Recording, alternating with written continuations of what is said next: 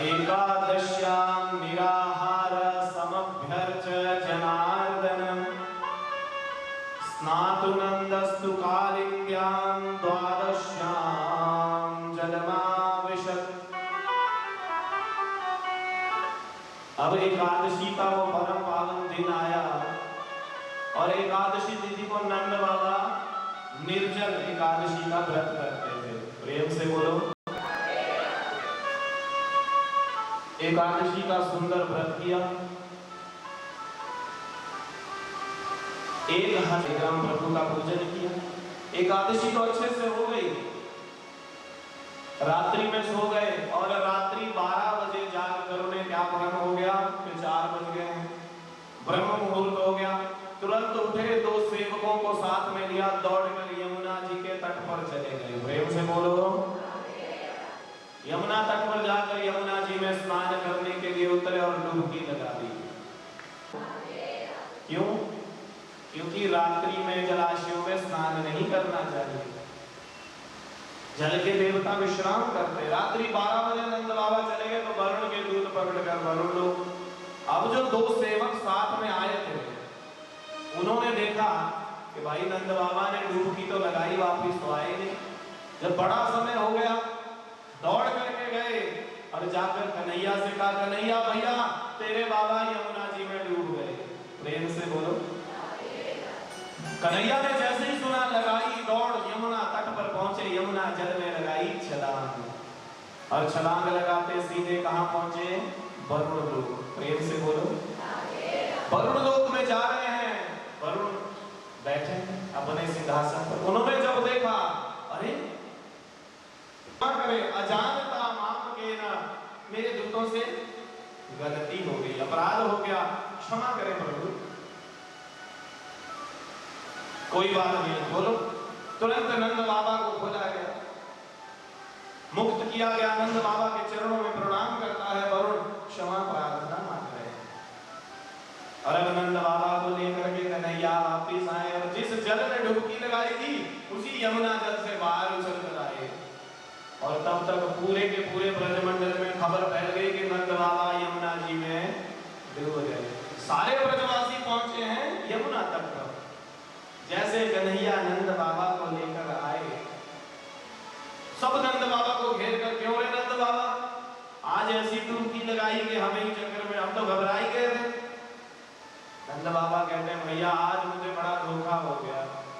रात्रि 12 बजे ही मैंने सोच लिया ब्रह्म मुहूर्त हो गया तो मैं गया, मैंने यमुना जी में जैसे डुबकी लगाई के 2 हट्टे कट्टे जवान आए, मुझे पकड़कर पता नहीं कहां पटक दिया। वो तो धन्य के घूमते हुए मेरा कन्हैया वहां कहां से पहुंचा और ना जाने कन्हैया से बाकी का रिश्तेदारी निकल गई। वो तो कन्हैया के चरणों में लोटपोट हो गया। सिंहासन पर कन्हैया को बिठाया और जैसे मेरे कन्हैया ने कही कि बाबा नंद मेरो पिता है, मेरे चरणों में आकर लोटपोट होकर प्रणाम किया, बड़ी माफी मांगी, बड़ी क्षमा प्रार्थना की।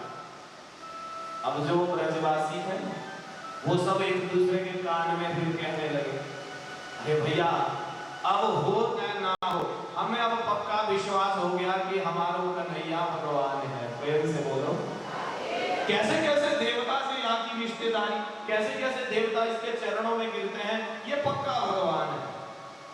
अब हमें पक्का विश्वास हो गया। तुरंत कन्हैया के पास आए और कहते हैं, कन्हैया तुझे हमारी सौगंध आज सच सच बताइए। बोले हाँ पूछो क्या? बोले कन्हैया तू सच सच बता तू भगवान है कि नहीं?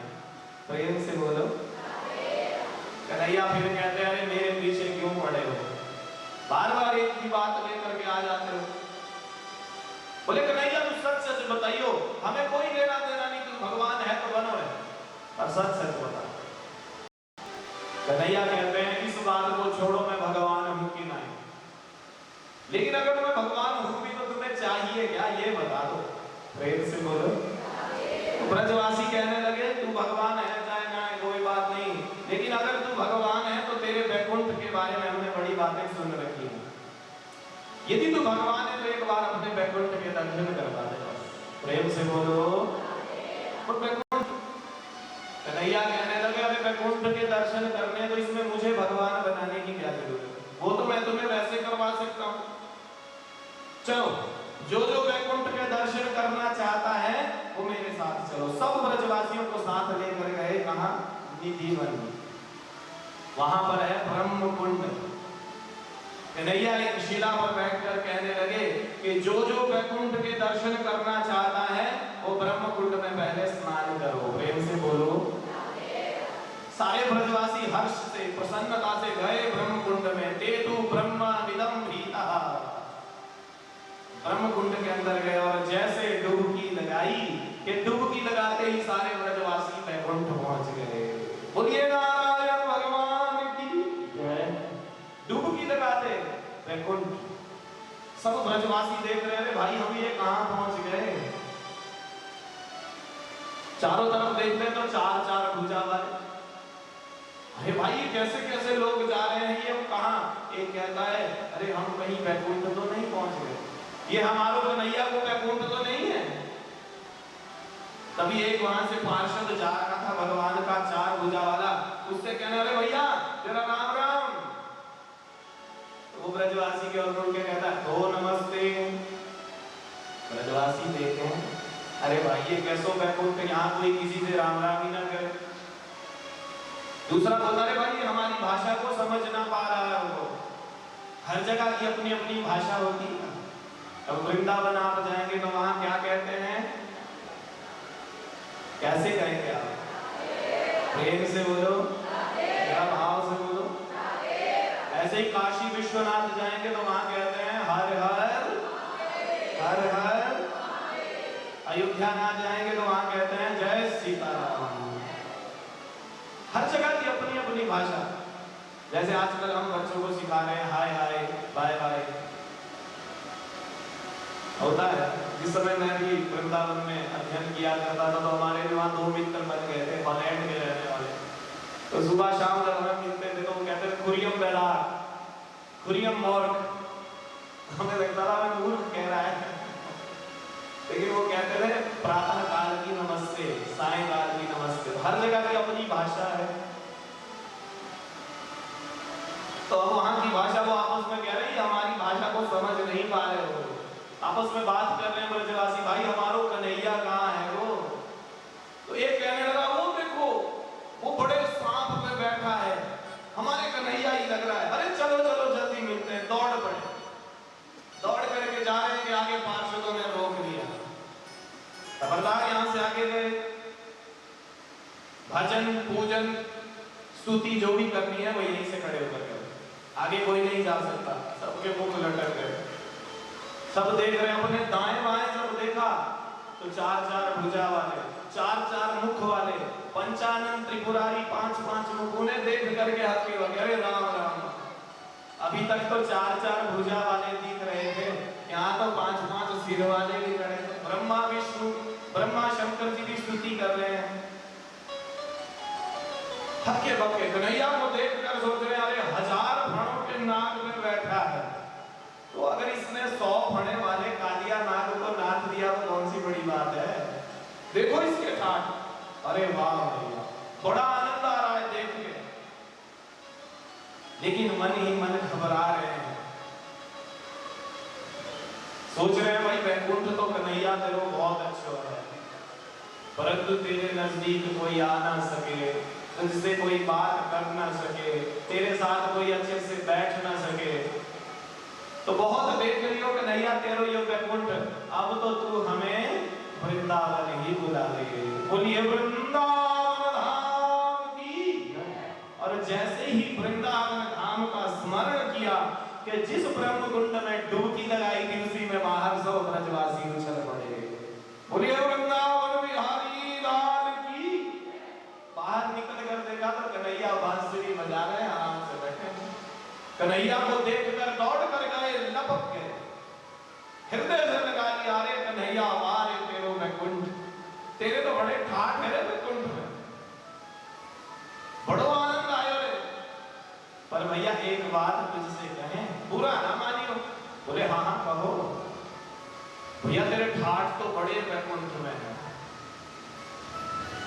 लेकिन हमें तेरो वैकुंठ ज्यादा भाई बनाए। बोले क्यों, क्या कमी है?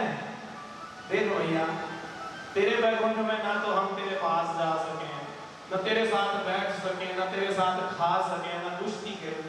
तो उस वैकुंठ से तो हमारा ये ब्रजमंडल 100 गुने अच्छो है। तेरे साथ बैठे, तेरे साथ खाएं, तेरे साथ बातें करें, तेरे साथ नाचें। तो अपनो वैकुंठ तू अपने पास ही रख। हमारो वृंदावन धाम तो उस वैकुंठ से 100 दर्जे 100 गुना अच्छा है। धन्य है वो वृंदावन धाम। वो ब्रजवासी उस वैकुंठ को भी जिसके सामने कुछ नहीं समझते हैं। धन्य है वो ब्रज भूमि, धन्य है वो ब्रज वसुंधरा। उस ब्रज भूमि पर मेरे ठाकुर जी ने अवतार लेकर क्या मधुर लीलाएं की। तो हम आप सबको भी उस ब्रज भूमि का एक बार जीवन में सेवन अवश्य करना चाहिए। प्रेम से बोलो, भाव से बोलो। तो जो भी उस ब्रज भूमि का सेवन करना चाहते हैं, तो हमारे गुरुदेव की कृपा से कितने नवंबर से कथा है? 24 नवंबर से 30 नवंबर तक कथा है वृंदावन धाम निधिवन के पास। तो आप सभी जो भी जाना चाहें, जो भी अनुयायी यहाँ महाराज जी के, हमसे संपर्क करें और कथा करने के लिए सहयोग भी देना है। और वृंदावन जैसे धाम में कथा हो रही है और उस कथा में आपके धन का कुछ अंश भी लग जाए तो उसका करोड़ों गुना फल बताया है। प्रेम से बोलो। तो उस कथा के लिए, क्योंकि अब बिना धन से तो ऐसे तीर्थों पर कथा करना भी मुश्किल है ना, और धन के बिना तो कुछ नहीं होता। तो सहयोग भी करना है और अधिक से अधिक आप सभी ने चलना भी है, क्योंकि वो ब्रज भूमि को ब्रज वसुंधरा, जिस ब्रजमंडल पे ब्रजवासी कहते हैं कि इस ब्रजमंडल का जो आनंद है वो तो वैकुंठ में भी नहीं है, उस वैकुंठ में भी नहीं वो आनंद है। तो ऐसे ब्रजमंडल में हम आप सब जाएं और वहां ठाकुर जी की लीलाओं का आनंद भी लेंगे और खूब राधे राधे भी जपेंगे। प्रेम से बोलो, भाव से बोलो, मिलकर बोलो। तो उस वृंदावन धाम में सभी ने चलना है और वहां पर कथा का आनंद लेना है। तो अभी भजन के माध्यम से वृंदावन चले। ओ मन चल वृंदावन